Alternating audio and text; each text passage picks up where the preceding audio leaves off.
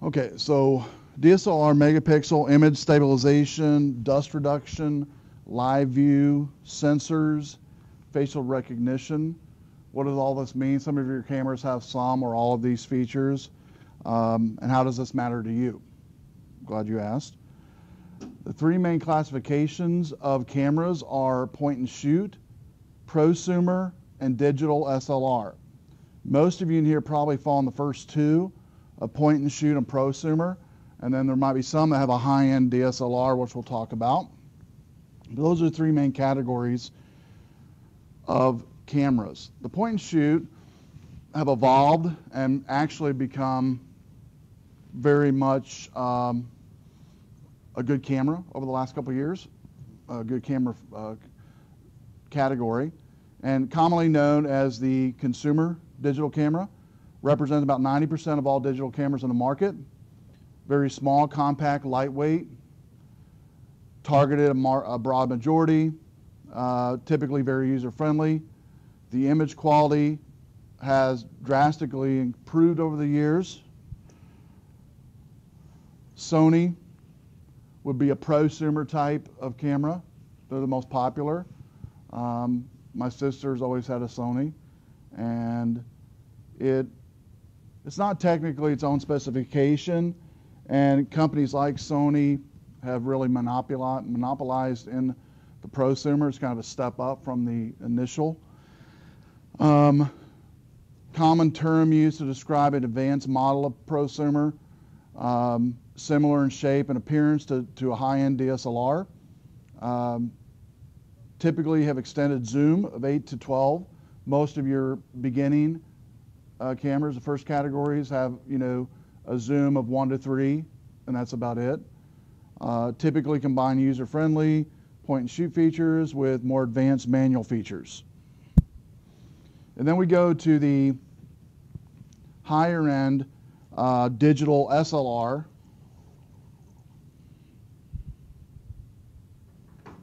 And I'm going to switch because the browser here stinks tonight.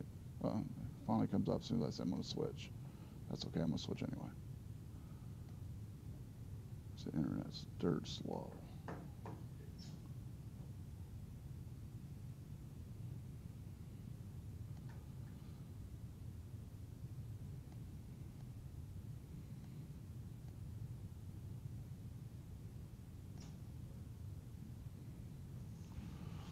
Okay.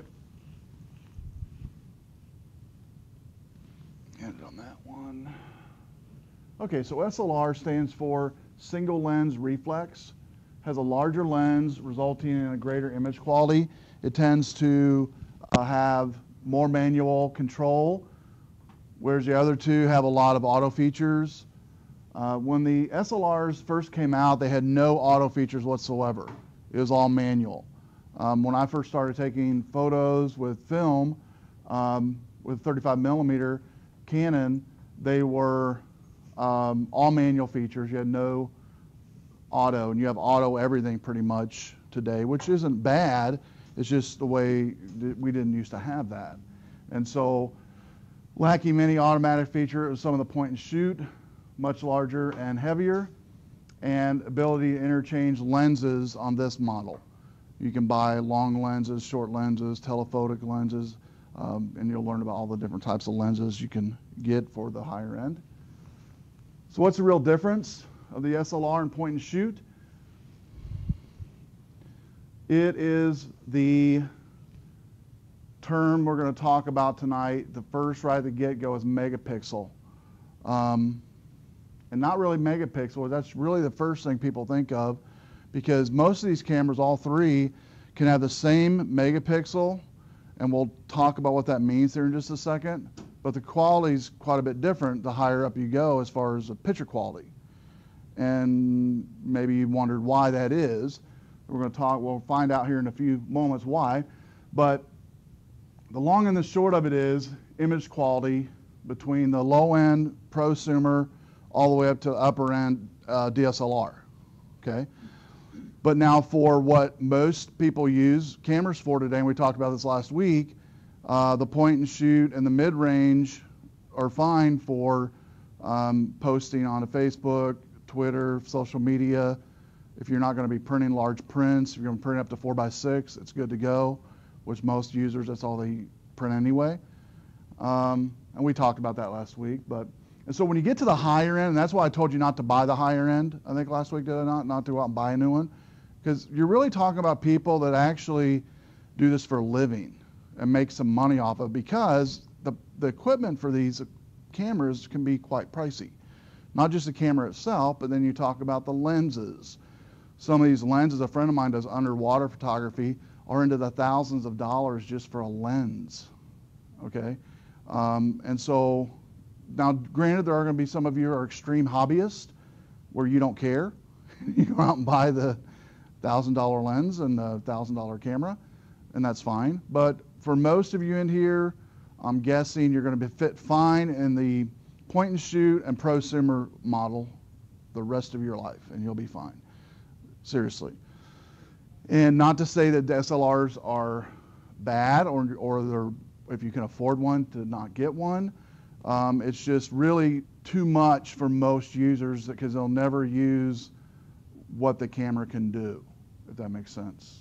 Okay, they'll never utilize the features the camera has. And even most pros that use the SLRs only use about 8 to 10% of the power of the camera anyway on a daily basis. And so, so how can a 6 megapixel DSLR take a better picture than a 10 megapixel point and shoot? Size matters. And we'll talk about each digital image is made up of millions and millions of tiny little squares. You probably heard of the word pixels. It's these little dots on the image that are made up when you blow it up into, say, Photoshop or any type of imaging software. You can blow up the ear of that fawn, it looks like, and see the corner, and it starts to break up the actual pixel by pixel color of that image. And there's literally millions of them, even on a 4x6 type of photo. And essentially an image is recorded by tiny micro lenses or pixels, which make up the camera sensor. And this is a word we're going to focus on for just a moment, is the word sensor, which most students coming in here, you've all heard of megapixel for sure. We want shopping for your camera. You think you get the higher megapixel. But really what makes or breaks a camera quality is the sensor inside of it, okay? The sensor inside of it is what makes it.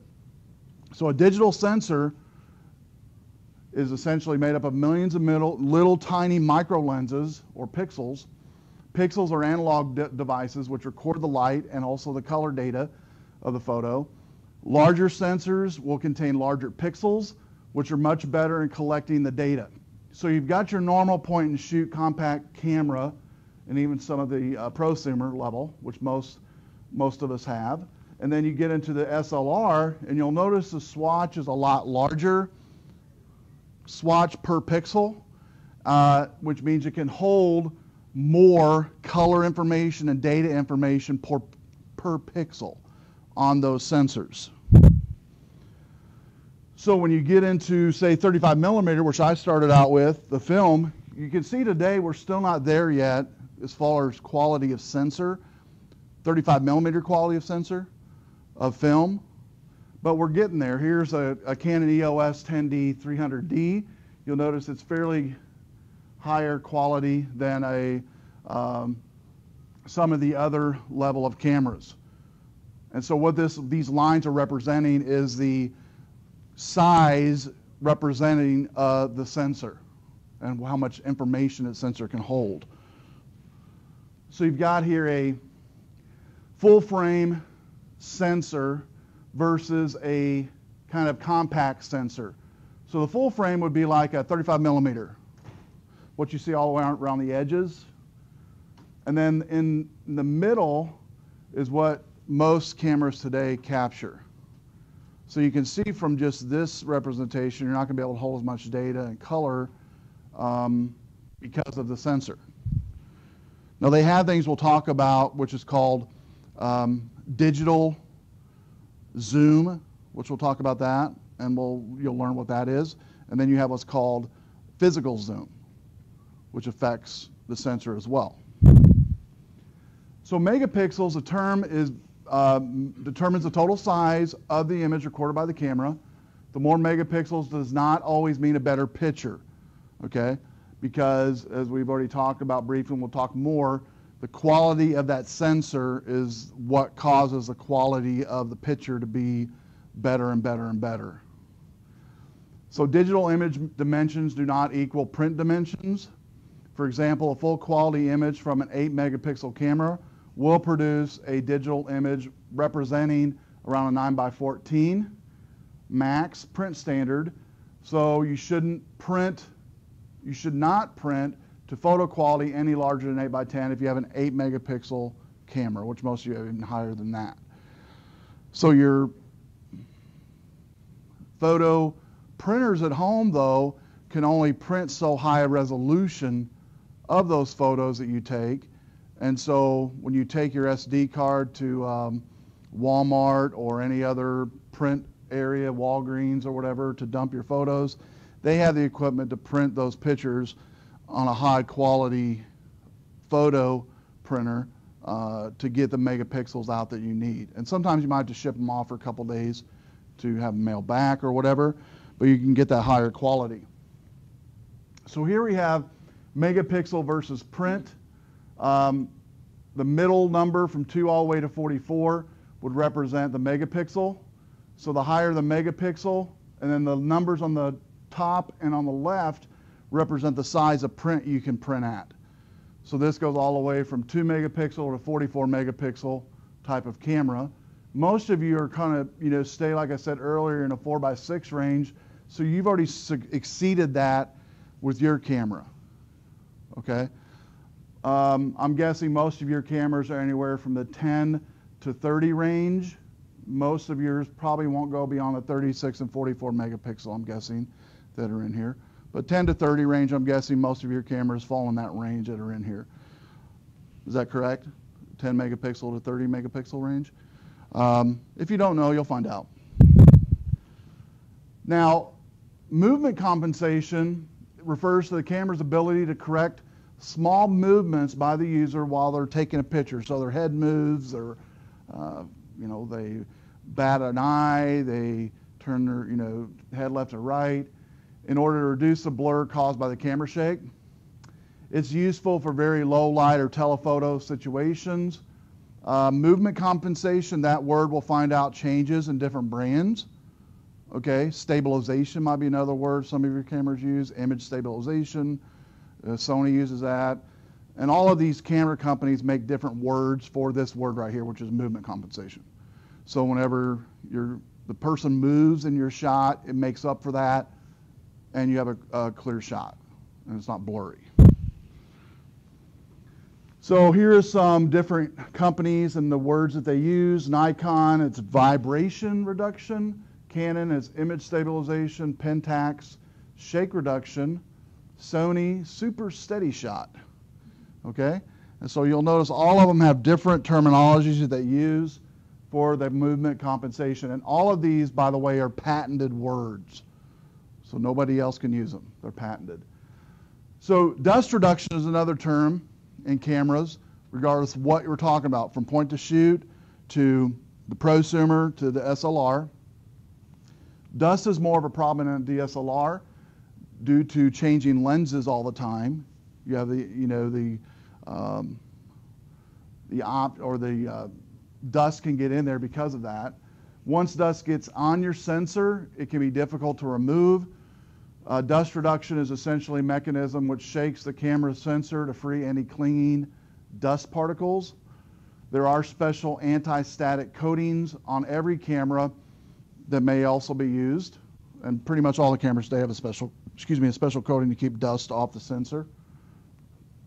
Live view refers to the ability on all of your cameras, for the most part, to have an LCD screen that after you take the photo and even before, you can see a visual representation of that picture, the same way you would use a viewfinder.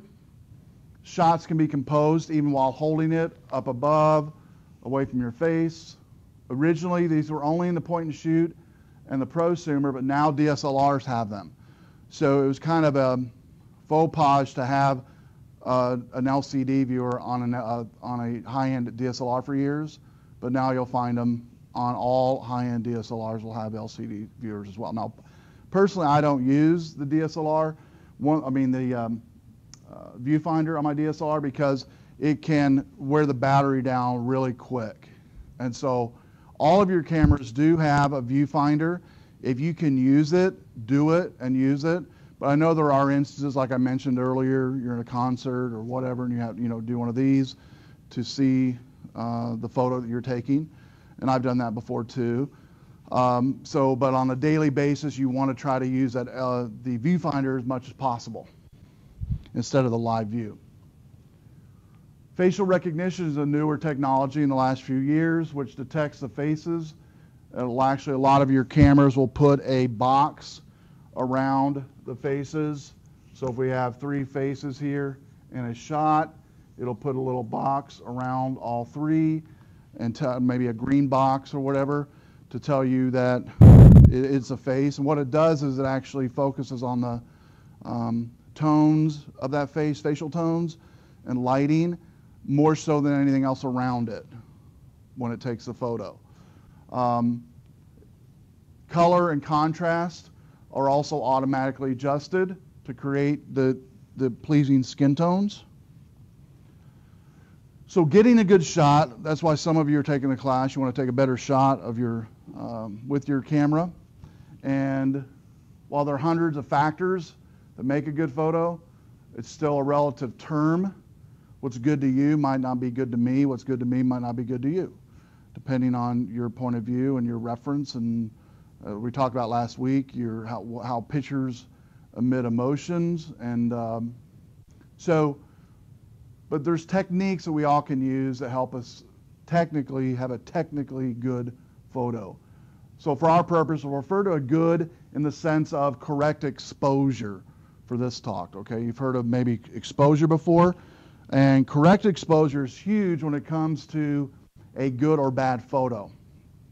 So correct exposure or good exposure occurs when you maintain as much detail as possible in both the very bright parts or the highlights in your picture to the very dark parts in your picture. It's to where basically as you and I see things with our eyes, we want the picture to turn out just like that. And we've all taken pictures where that didn't happen, okay? Like, well, it looked exactly like this when I looked at it, but now when I took it home and put it in my computer, it looks totally different than what it looked like when I took it. So how much of a range in which you can capture detail from light to dark is referred to in digital photography as dynamic range. And as you're about to see, there's many correct or good exposures. There are 3 factors, though, that influence the quality of that exposure. One is the shutter speed on your camera. Second is the aperture, which you'll learn about in just a second here. And the thirdly is the ISO, which you'll learn about as well. So shutter speed, aperture, and ISO, those 3 ingredients make up good exposure or bad exposure. So shutter speed, most students are familiar with this coming into class. It refers to how long the shutter is open and exposing the image sensor to light coming in. So that makes sense, right? That's fairly easy to understand. So the longer my shutter speed's open, the longer the light's let into my sensor for that photo. It's how long the camera sees the picture. It's measured in seconds from 30 all the way down to 1/8,000th of a second. So shutter speed makes a difference when it comes to a stop motion type photo like this. And you'll notice it freezes the subjects in midair on both the photos here. And so if they did not have a fast shutter speed, 600 and up on these two, you would see a lot of blur and movement in the photo. So sports pictures, as you can guess, football, baseball, basketball, sport, water events, all use a faster shutter speed to get that stop motion type of effect. Slow shutter speeds actually show movement in the picture. which look cool, and they're needed for some pictures you want to take. So whether it be a track picture cross country or showing movement in water there on the left, it's going to give you that by having a 1/60th or slower shutter speed, and you can play with that to see actual movement, or looks like movement, in a still photo, as close as you can get. Very, very slow shutter speed, 5 seconds or slower, can be used in very low light situations, like on a bridge here looking over an interstate, and all of the lights of the cars and trucks and vehicles and motorcycles are now all blurred into lines because the shutter speed is so slow.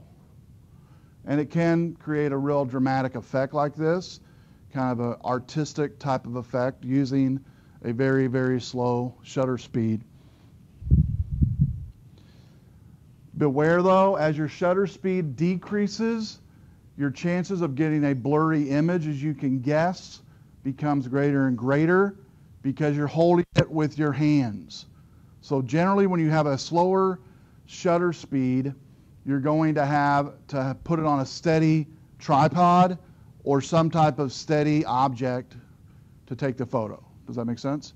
And so if you don't, you can make a better chance of getting a blurry photo. The next is aperture. So first was shutter speed, now we're going to aperture. Aperture is defined as a hole or opening through which the light is admitted into. So the shutter speed is how fast you get light in or out. And then the aperture is beyond the shutter. It's one more in. Okay, so you have your shutter speed here, your shutter here, then behind that is your aperture. Your aperture is the hole inside the camera lens. It has little blades just like this that open and close to increase or decrease the opening through which the light comes through. Often referred to on most of your cameras as f-stops. Aperture usually represented like f.18, 1.8, 5.6. The smaller number in aperture means a wider opening. Okay, a larger aperture of 2, small aperture 22. So it's kind of reverse logic of what you would think it would be. So the smaller the number, the wider the opening. The larger the number, the smaller the opening when it comes to aperture. So the wider the lens is open, larger aperture, the more light gets in, and you can use a faster shutter speed because of that, and you should, because more light's coming in. So representation here of f-stops at the top there, 2, 2.8, 4, 5.6, 8, 11, and 16. You'll notice the f2, f4, f8, f16. As I increase the number, the opening becomes smaller on aperture. Okay, and that's all you have to remember is on aperture, higher the number, smaller the opening, smaller the number, bigger the opening. Okay, so higher the number, smaller the opening, smaller the number, bigger the opening. So just reverse of what you would think it would be with aperture. Depth of field is hand in hand with aperture.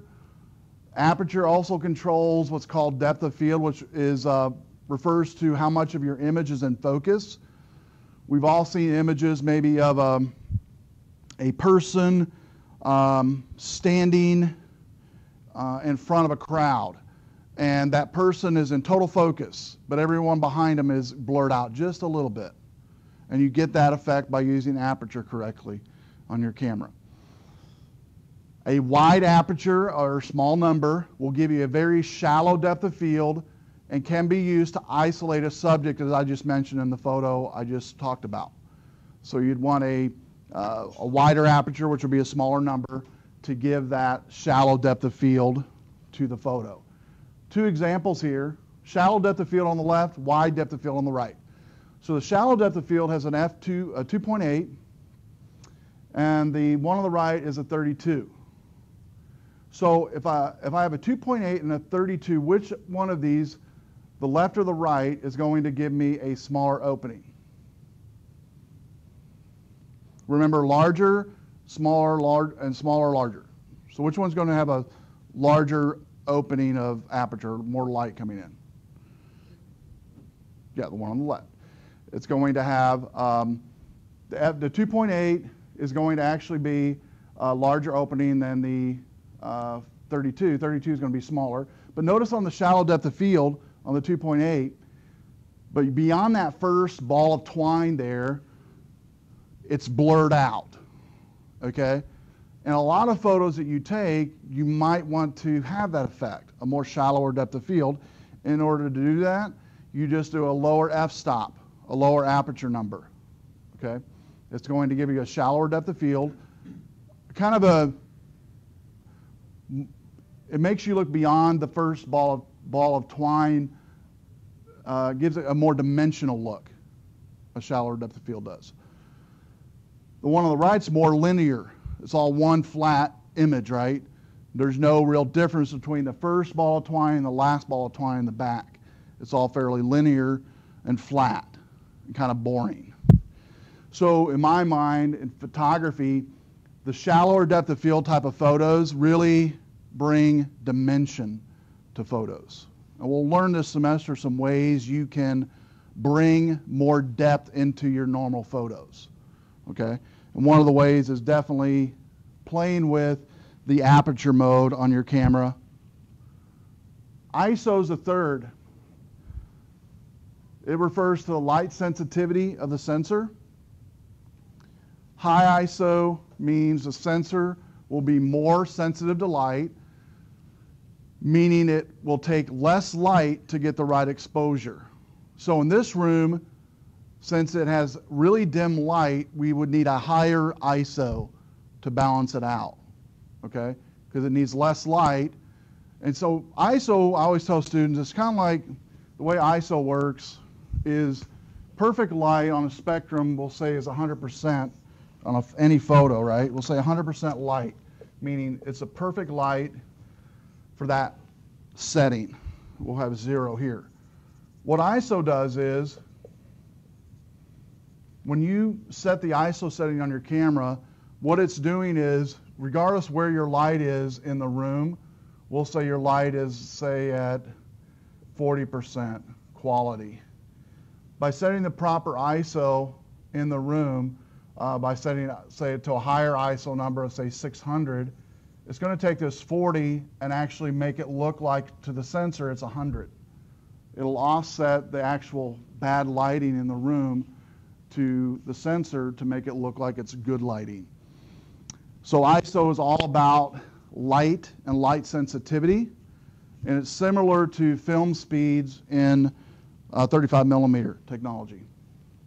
Typically, most of your cameras range from 100 to 600 or 1600. Some of yours will go down all the way to 80 ISO, and then it'll kind of increment from there and go up. Newer digital cameras have a higher range all the way to 64,000 ISO. Using high ISO, and some of your cameras might just have high ISO, low ISO, okay? But using high ISO values cause the sensor to produce more heat, which creates digital noise in the image. So even though we put high ISO in this room, took a picture in here, the lighting would be fairly good, but it would be granular. It would be kind of grainy outcome of that photo, okay? So the photo would have good lighting, but it would be kind of grainy. Noise in ISO is similar to film grain and causes lost fine details in the images. It's more visible in dark parts, like in this room of an image. It's generally more noticeable when displayed on the screen than in print. And while we're talking about screen print, sometimes when you look at an image through your LCD or through your computer at home, it's going to look totally different when you print it. And today it is true that you can modify a digital image to look great on the web that would look terrible printed out, that same image, okay? Because your monitor only has a certain amount of colors to deal with, a certain limited amount of colors to deal with, and print doesn't. Print goes into the, sometimes billions on color spectrum, and your monitor, some of your monitors only go up to, like 34 million, and that's it, color spectrum. And so quality of image on a monitor is totally different than when you print the image out, okay? And you'll there are kind of calibration tools. I know Macs have them for Photoshop and stuff, and even for other softwares where it's actually software you can put on the computer to calibrate the monitor for colorization. Because like in Photoshop, there's different color spectrums. You've got CMYK, and then you've got lab color, and then you've got RGB. When I used to work as a graphic designer, before we sent things to print, we would always have to set it to lab color, which basically had the full spectrum that the printer had to print with. And those colors look totally different than what I had on my screen. But it came out nice and looked nice at print time. And so I always tell students, you know, sometimes your pictures actually might look a little dark on your monitor, but when they print out, they're perfect. And vice versa, sometimes you can have a picture that looks perfect on your monitor, perfect you know, lighting, exposure, everything, and you print it out and it's like totally whitewashed. You're like, whoa, what happened? That's because you're adjusting, and a lot of times it's this.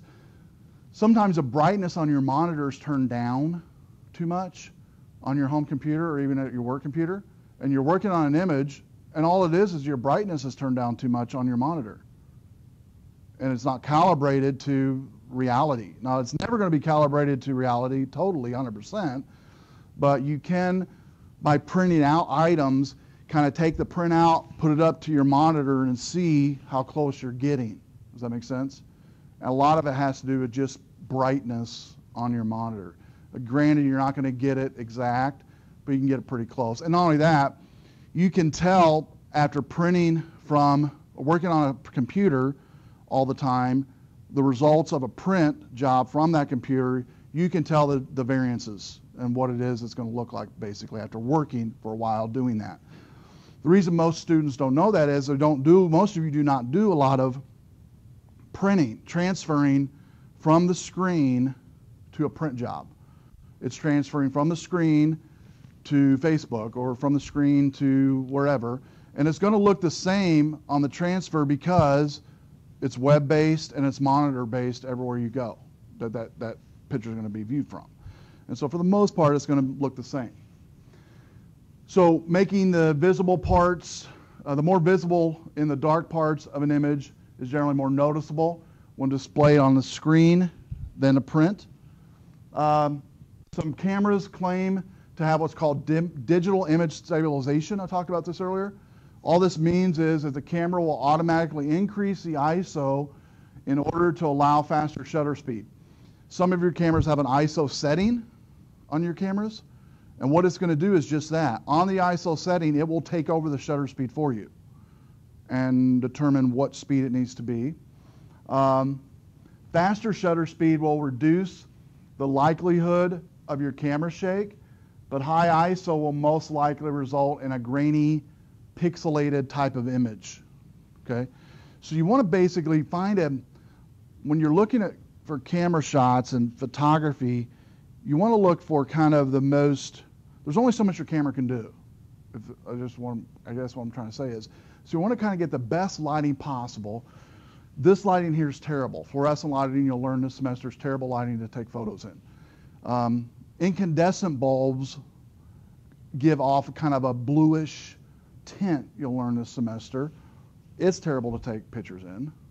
The best lighting, actually, as you can probably guess, is natural lighting outside in the morning of early morning when the sun first comes up, and right when the sun's going down, right before it goes down, is the best lighting to take photos. Best lighting outside. Now we'll teach you this semester indoor techniques that'll help you tweaking your camera settings. We'll also show you, I'll bring in some lights sometime this semester, one of the weeks. We actually do a lighting lab, and you'll learn, I think it's a week before we do the portrait lab, where you learn how to use professional lights, which aren't really that expensive to get. And I also show you how to make makeshift lights at home, like with those China lights you can buy at IKEA, the little round lights that are really dirt cheap. They have like, looks like a, pillowcase type fabric around the round lights, with an incandescent bulb in it. Those are really pretty perfect, perfect lighting you can get to kind of mimic kind of a sunset type of lighting. And so you'll learn some tricks to use, and you'll also learn why over the years when you looked at old photo albums, why the photo albums look kind of tinted. Like the photos look kind of bluish, or, you know, blue seems like being the most popular with the, you know, incandescent bulbs, but greenish and maybe even a little yellowish type of tint. Depends upon the bulb you're using. White balance. White balance, you will do a lab this semester for a week on white balance. In fact, all of these we've talked about so far will focus pretty much a whole week on each one of these settings, and you'll do a lab focusing on those. White balance isn't any different. You might have played with this already on your camera, but white balance doesn't really affect your exposure, just the appearance of the colors, because without knowing the true white in the photo, without the sensor knowing the true white in the photo, it can't know the true colors, okay? So the white is kind of the backdrop for the colors, and you'll learn this semester how different light sources cast their own colors, I already mentioned, which cannot be noticeable with your eye, because our eyes adjust immediately. And we even fill stuff in with our eyes. You don't even know it. We fill in gaps and things that maybe aren't there, really. That sounds kind of psycho, but we do. We make up stuff when we're walking and talking and things like that to make up to walk through a dark hallway. Our eyes adjust immediately, pretty immediate, or dark room. Cameras don't do that. Our eyes do, but cameras don't. Okay. So different light sources, like when you see these lights, you don't see blue. The cameras see blue. When you go home and you have an old incandescent bulb, you kind of see a greenish tint or a yellowish tint. You don't see that. White balance essentially is the cameras compensating for the color cast of the light in order to produce correct colors. So you'll learn this semester a thing called manual white balance, where you basically take a white sheet of paper, you adjust the camera, doing this manual adjustment on all cameras have this, to this white piece of paper. So if somebody holds a white piece of paper, you do a manual adjustment to that white piece of paper. They put the paper down, you take the photo, then in that photo has the correct colors of their skin, their eye, their hair, everything, clothing, it all. All because you adjusted the white balance, what true white is. Because true white needs to occur, and the only way it can occur is to manually tell the sensor this is what true white is. I don't care what this light says it is, this is what it is. Okay? And so you'll learn what that's all about. The color cast of light is referred to as its color temperature, and is rated in what's called the Kelvin degrees. And colors or light has a cool effect or a warm effect to photos. Most digital cameras have automatic white balance, and that's what most of you are used to taking in, unless you've delved into manual white balance. But also there's specific options for different sources of light in your camera that you might have played with, like say there is an option on most cameras for incandescent light. There's option for bright light, cloudy, fireworks, just to name a few, of different light settings that you already have in your white balance that are auto settings that do work, and we will use them this semester, but I'll also show you how to do it manually, which gives you a more truer white reading. So basic camera settings. This is a dial of a camera. Some of your cameras will have a dial on them. In fact, most of them will. But some of you have digital dials on a menu maybe. It might just be a digitized menu. But there's different types, different modes available, all different types of combination of automatic and manual control. And all of these have the three elements of exposure that we've talked about: manual control overall, the ISO, aperture, and by taking the aperture, the ISO, and the taking it all in, and the shutter speed, all three of those, your camera has automatic and manual ways of adjusting those. But auto on most of your cameras have they're represented by the A mode of the camera. This one here just has a green circle, but you also might have a green square on yours as well. Fully automatic. It's a true point and shoot. It does everything for you, and the camera decides all the settings.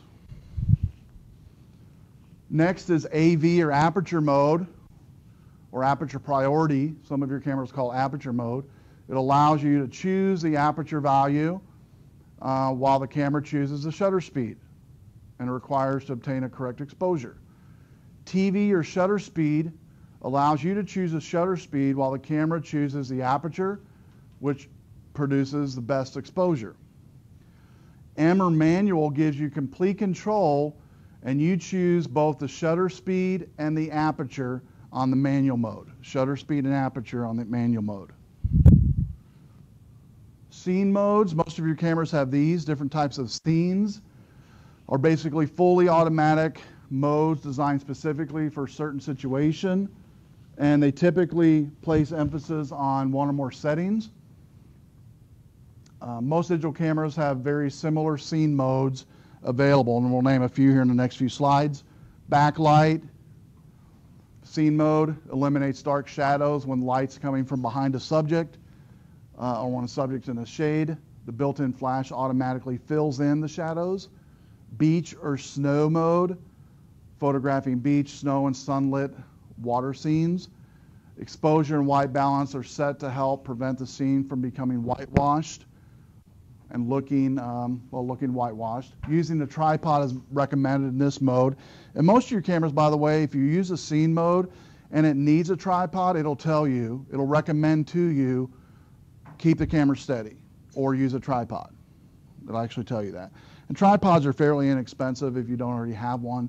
Walmart, you can pick one up for about anywhere from $10 to $20, a good tripod. Fireworks, the shutter speed and exposure are set for shooting fireworks. Pre-focusing and using tripod is definitely recommended for this one, because you can imagine the shutter speed is going to take a while on this one. And anytime the shutter speed takes a longer time to capture, you need to keep the camera steady. Landscape takes photos of very wide scenes. The camera automatically focuses on a very distant object. Macro mode, taking close-up shots of small objects like flowers and insects. The lens can be moved closer, and we actually focus on a whole week of manual macro photography. Moving closer to the subject and then kind of moving out a little bit and holding the camera very steady or using a tripod. Night portrait, taking photo of a subject against a night scene. Built-in flash and red eye reduction are enabled. Shutter speeds are low and tripods recommended because of shutter speeds being low. Night scene, photograph night scenes or nightscapes, pre-programmed to use a slower shutter speed, again using tripods recommended on this. And then party scene, taking photos in a dim lit room, exposure and shutter speeds are automatically adjusted for room brightness. It captures indoor background lighting or candle lights. Hold the camera very steady or use a tripod when using this mode. Portrait, main subject is clearly focused in on, the background is out of focus, has less depth of field. Best when taking shots outside during the day, kind of midday. It shoots using a mid to long telephoto lens, standing close to your subject within the recommended camera range when possible, and select an uncomplicated background, and that is far from the subject on a portrait mode. Sports mode, also known as kids and pets in some cameras.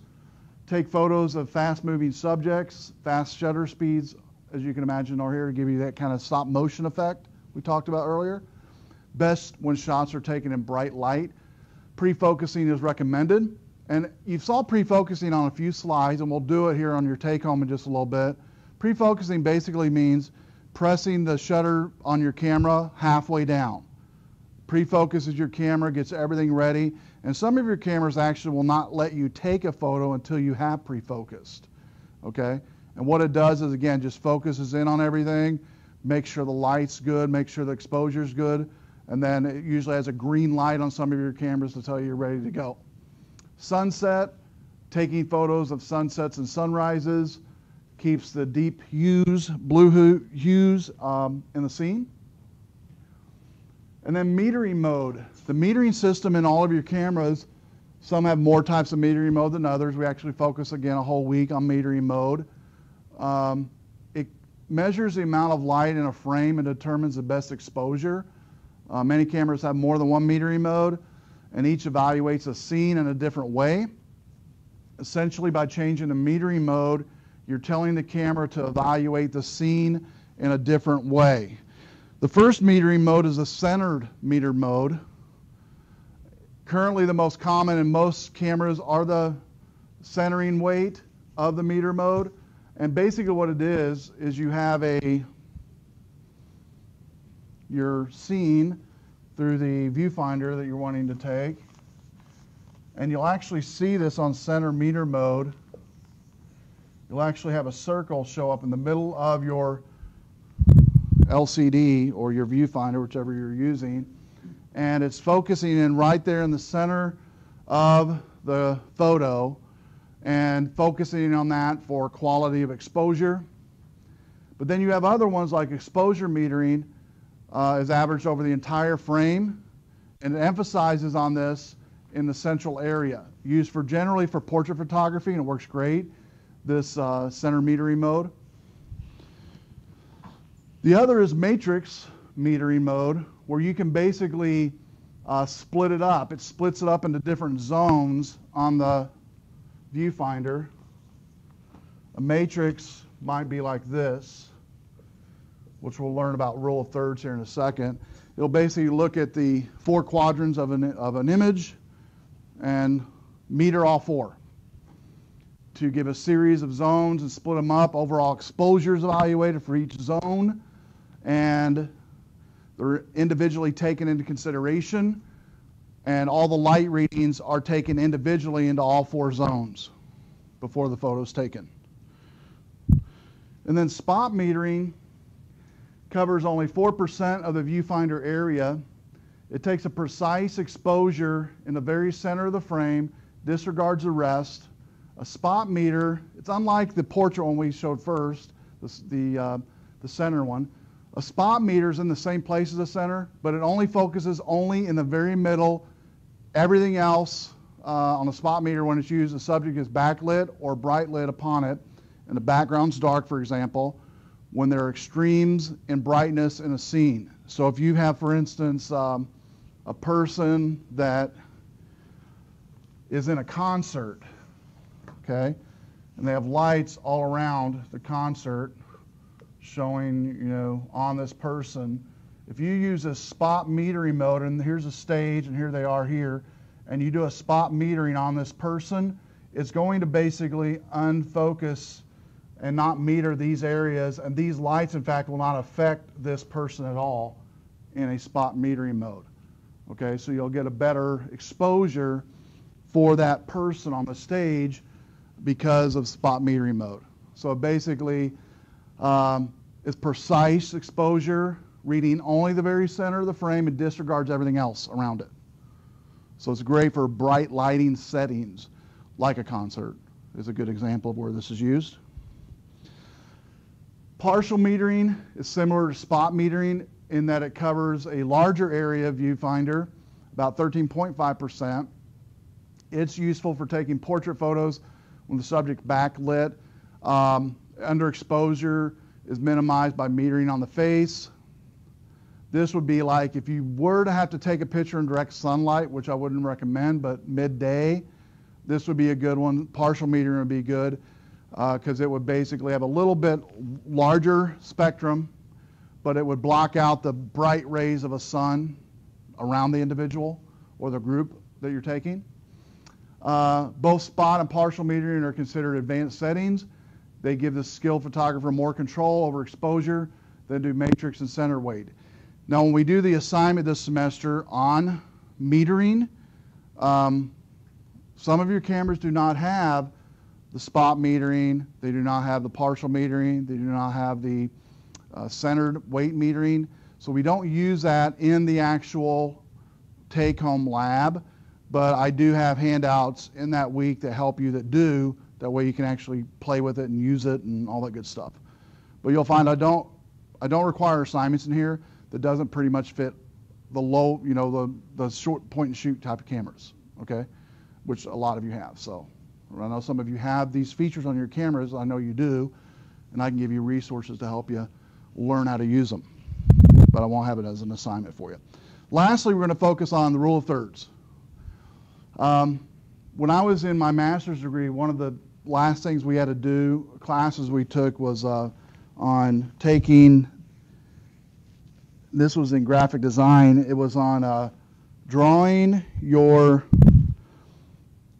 fonts and the structure of fonts, the different types of fonts like serif, sans serif, type fonts. And up to that point, I had only messed with fonts on the computer, never knew the structure, understood the structure. But I began to realize that these fonts are kind of structured by, they have a certain criteria to the makeup of them. They have some type of graph to them, some type of structure and linear structure to them. Same thing with photography.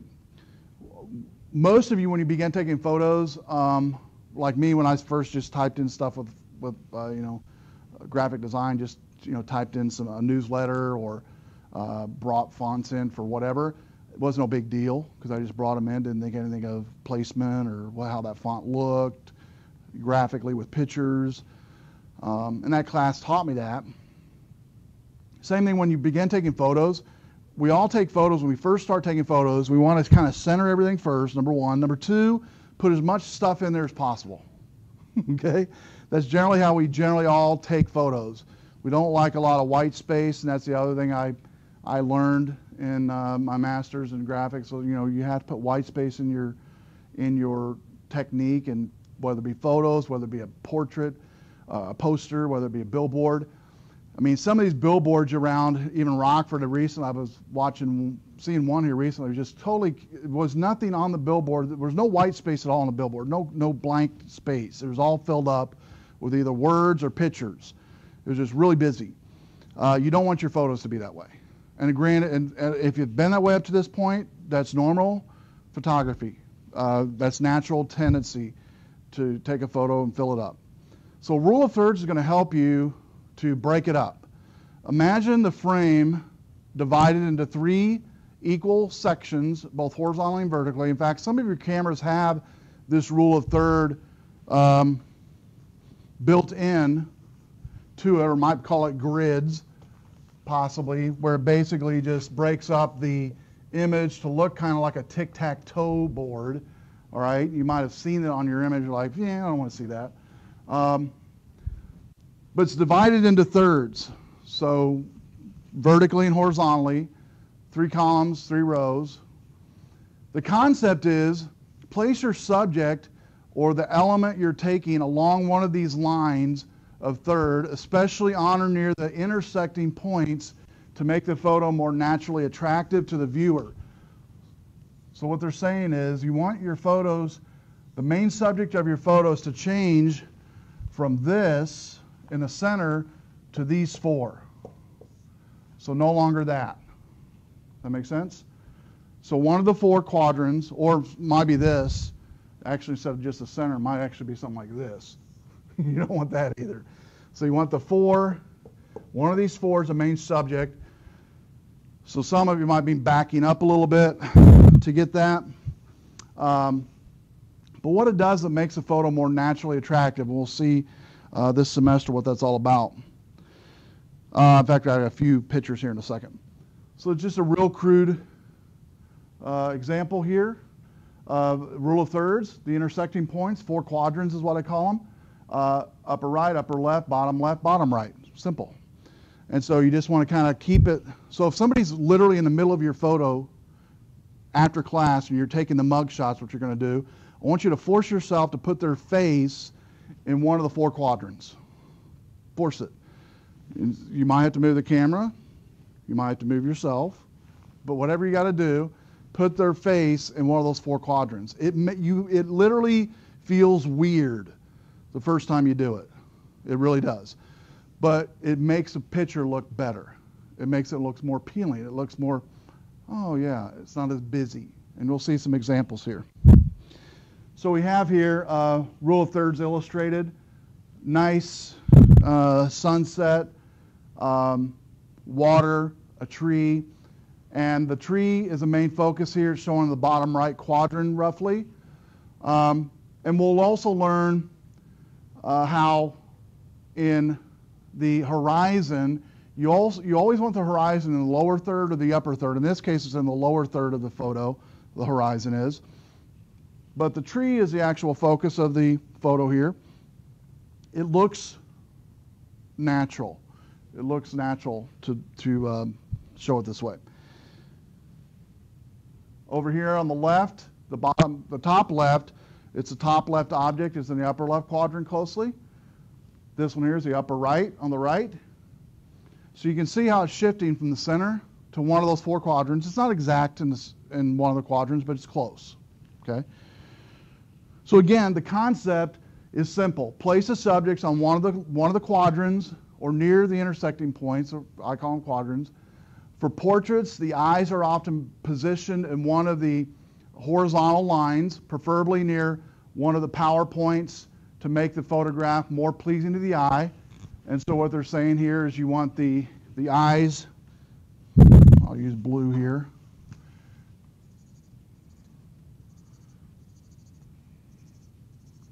like that. That makes sense?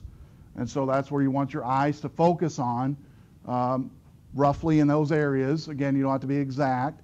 And what happens here, it says here, for portraits, the eyes are often positioned in one of the horizontal lines, preferably near one of the power points to make the photograph more pleasing to look at and naturally draw attention to the eyes. For landscapes, the horizon is aligned to any one of the horizontal lines, upper third or lower third, land, water, sky that you want to show. So post-production and image management, I've mentioned this program already, but if you haven't already downloaded it, I would definitely do it in the next week. Picasa, it's free to download, distributed by Google.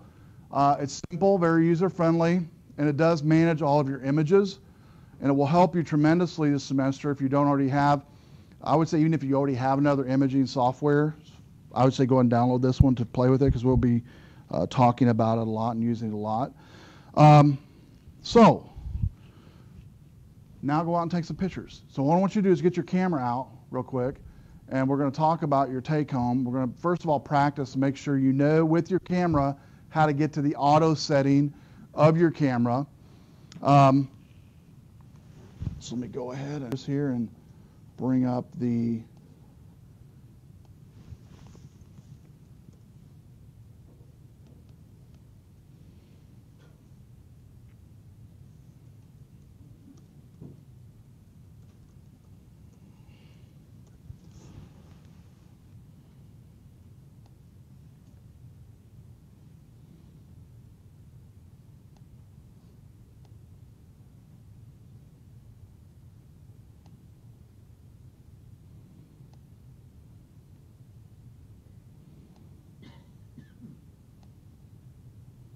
Oh, and by the way, good job on the voice thread.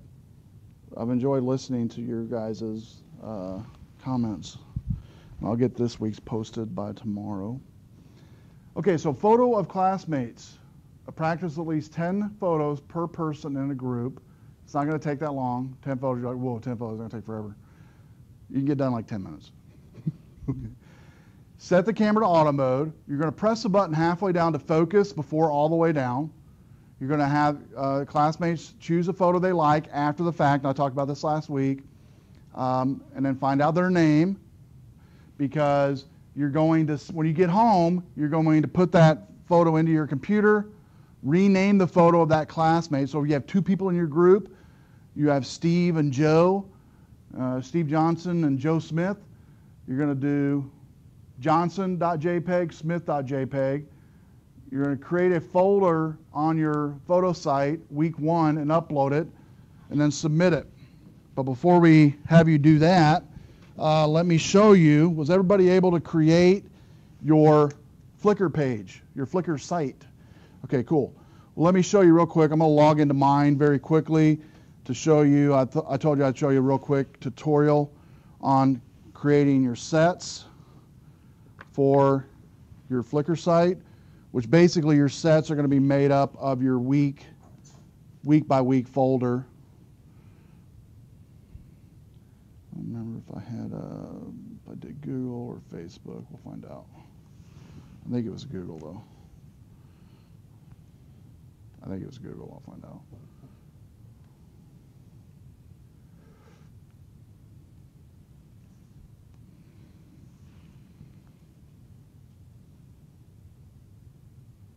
Now, some students throughout the semester have had to create multiple Flickr accounts, depending how many photos you put on your site. If you focus it on the photos just for the class and only the class, you should be okay. Because when you upload your photos to Flickr, it does resize them. It does. So if you have a 6 meg image locally, which is average for your photos, 6 meg image, it'll compress it down to like, say, 700K or something like that per image. And so you should be okay. But if you do have to create another photo site with Flickr, no big deal. Okay, you just create another Yahoo account and create another photo site. So let me show you here real quick. I gotta say yes on that. Okay. So I'm going to go up here to the, I got to click on that first.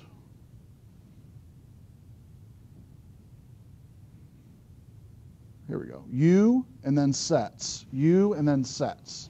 The U menu, then sets. And this is actually a picture of my grandson when he was just a little baby. It's been a while since I've seen these. So, hey, and this was a picture of me. I think we look all alike. See, this is a picture of me.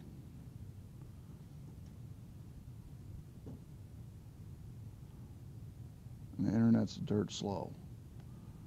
Okay, so what you want to do is, let me see, I got some weeks here, week 1 and 2. Let me go ahead and create a set. And what we're going to do on this one is create a brand new set. And my browser's a little different here.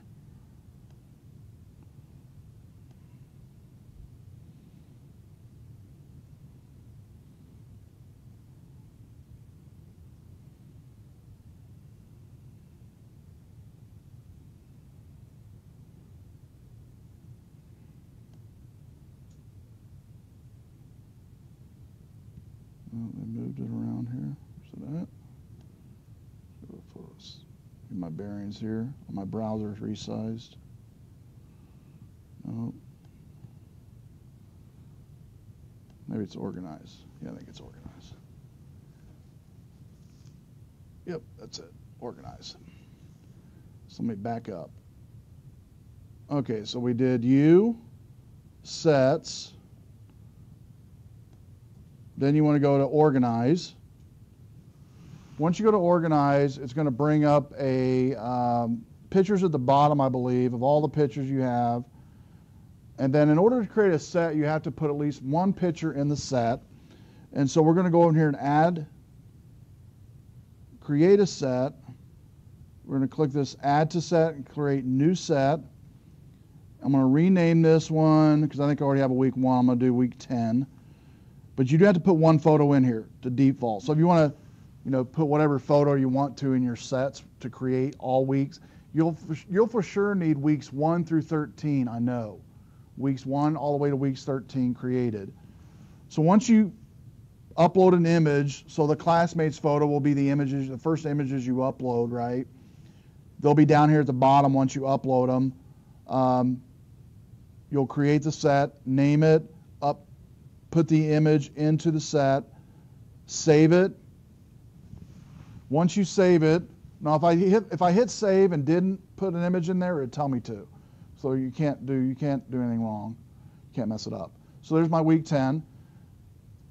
Now, as soon as I created the week 10, notice it said now I can double click a set to open it, or drag the sets around to reorder them, or create a new set. So I'm going to go and do it one more. I'm going to do week 11. Again, drag a photo in there, click Save. And now it's going to create that week 11 set. And so when you guys come for this week, when you get finished with this week, you'll go into week 1. Create your set into week 1. And then you can actually, you'll have your photos already down here that you've uploaded. Now where you do that is actually back at the beginning, where you can add your photos. Go back to the beginning of my Flickr site. So it's basically just uploading your photos, and then if you don't have time to do it right then, no big deal, right? If you have 5 minutes to upload your photos, you can put them in your set later. Just click Upload. As soon as you log into Flickr, you'll click Upload, upload your photos. Then after you upload your photos, then you will put them in the set. Now you can drag and drop your photos and videos right into this area, or you can choose your photos and videos to upload by clicking on this, and then you can grab the image or images, and then once they're all in here, there is an option here to add it to a set, so I can actually just click on week 1 and click Done, and then upload the photo. Upload the photo stream. And now it's going to upload it, and it should add it to that week 1 set by doing what I just did. If you don't have time to do the set, or you don't want to mess with it, you can just upload them all without uploading them to a set, and then do that later. Does that make sense? So you don't have to do what I just did if you don't want to. But it only takes a second longer to click the set you want and then upload it. And this was just an image I had on my desktop I uploaded. We'll pretend it's one of your photos. Now if I go back over here to my U, go to Sets, go to week 1. Now it did have 3 photos in there. Now it has 4 photos in there, which this was the one I just uploaded here. Okay? Make sense? And so now each week, when you guys are to submit your photos, where it says paste the URL of your photo album, really all I need each week is that main URL, because I can go to your set. I know how to get to your sets. Okay, I can do that. And so when you give me your URL, now mine is, I renamed, mine is flickr.com photos concal, I believe, is what mine is. That's my URL. There is a vanity name. It gives you an option to name. Did you guys do that? Did you name it something besides a number or whatever? You did do it? Okay.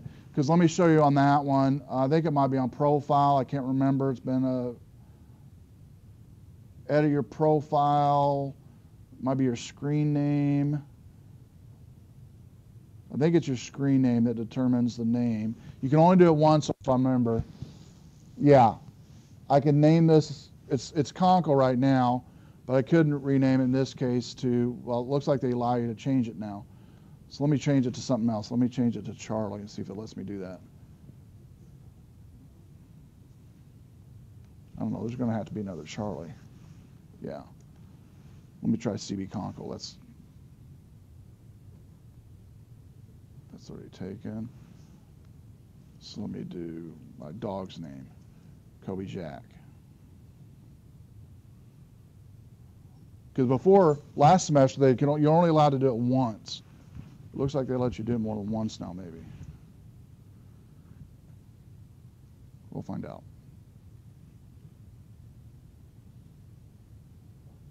It's thinking.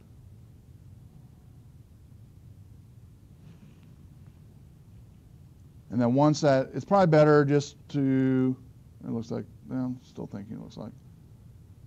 Once it's created, I don't know,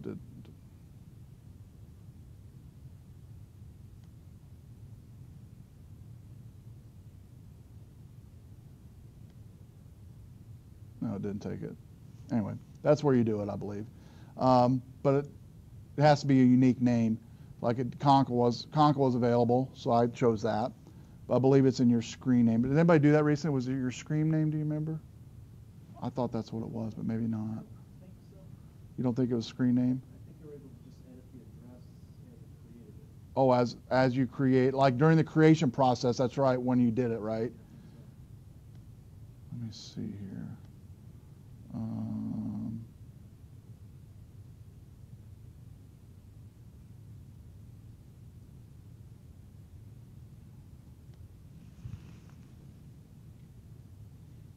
Let's try one more time. Profile information, no.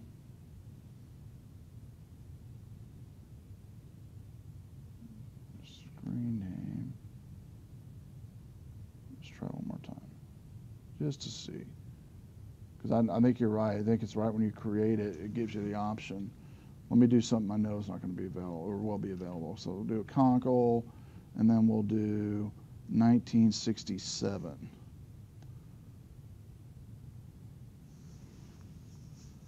See if that changes it. Bless you. Bless you.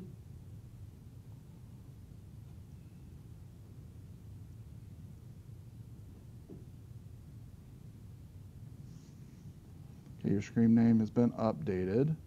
So let's go back to me and my photo stream. Nope, it still says Conkle. Didn't change it. So I was wrong. It's not the screen name. So it's got to be upon creation. It lets you do it. So anyway, you have the URL. Everybody already sent me your URL. You know how to create the sets, which is the weeks made up of week 1 through all the way to week 13. Any questions on that I showed you just now, how to do that? Yeah, week 1 through week 13 is great. And then when you give me that URL each week, just post that same URL in the message here in the body, and in the title just put your name and then submit it, and then I'll go to your photo album and go to that unique set. In this case, it's going to be for week 2. And you guys have up through Sunday to complete each week. And it looks like it just named the title different. Like it says Conkle 1967 photo sets, but it's the URL still the same. So yeah, just make sure and do that and have them done by Sunday. And what you're going to do for the take home is I want to walk around to make sure I'm sure you already know how to do this, but I want to make sure I know that you know where the auto mode is on your camera.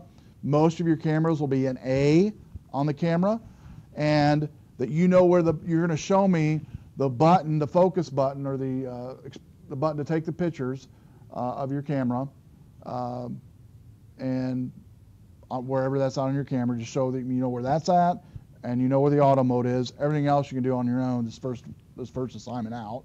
Then, before I do that though, I want you to look around. I want you to find at least, let me see, we have 4, 5, 6, 7, 8. I think we're missing one. Is sick tonight. Yeah, she's sick tonight. 9 people. So let's see. We'll do 3 groups of 3. Does that sound good? So one of your groups will only have 2 tonight, and so the other person that's missing will be a part of the group that has 2. And so go ahead, and I'm not going to pick your groups. Just kind of look around, and let's do at least 2 groups of 3 and a group of 2. Sound good? So go ahead and look at each other and go, oh yeah, you're my group. Okay, so I want to make sure everybody has a group of 3 or a group of 2. Okay, then I'm going to come around real quickly and make sure you know where the A mode is, the automatic mode, and you know where the button is to take your pictures. Cool. That's all I need to know. Good. Great. I'm going to peek over to yours. That's easy. Okay. Cool. Great. Cool. Huh? All right. Good. All right. And button. Got it. Okay, good and good. Okay, so everybody's got your group right? So you can actually knock this out before you leave home tonight. It's 8:48. This room is a terrible place to take them, by the way. Middle forum area. The middle area of WTC, it's got fairly good lighting, but really the best lighting, if you keep walking that side of the building by the conference rooms, real good lighting in there. It's got the tables and chairs area there. I'm trying to think in the building, so you guys, I know it's really cold outside. I don't want you to have to walk outside. I would say just right in there is a good spot. Upstairs is pretty dark. Downstairs is pretty dark. So I would say in that middle area there, or if you keep walking, it's fairly well lit in the conference room area, like room 141, 142. You can take photos there. Sounds good? And you can do it against any backdrop. Just make sure the backdrop's not distracting. Get to know each other's name, remember? And after you take the photos, you're supposed to take at least 10 apiece. If you decide in your group we're only taking 5, it's up to you. You choose what photo it is that you want that person to upload. Okay? Does that make sense? So you're going to take, say you choose 5 apiece. Each person is going to choose a picture that they wanted. Go ahead and delete the pictures they don't want. That way you know when you go home, you have the right picture on your camera, and you also have their name. Okay? Any questions? Okay? Go forth and get to know each other and have fun taking photos.